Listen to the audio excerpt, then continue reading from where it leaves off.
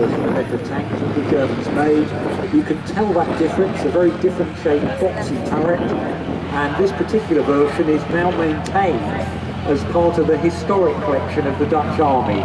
They've got a superb collection of vehicles that their military used, and they take them to shows and take some of the historic vehicles to memorials and anniversaries. And we've been really privileged to have this vehicle here today, being able to be driven around by the Dutch crew.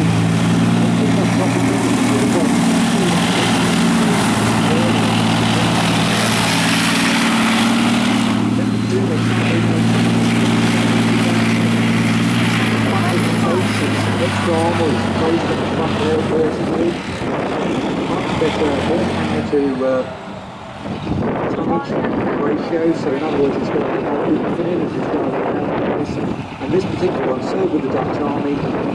As with so many of these tanks, quite a few of them are now being moved on to other countries and other armies around the world.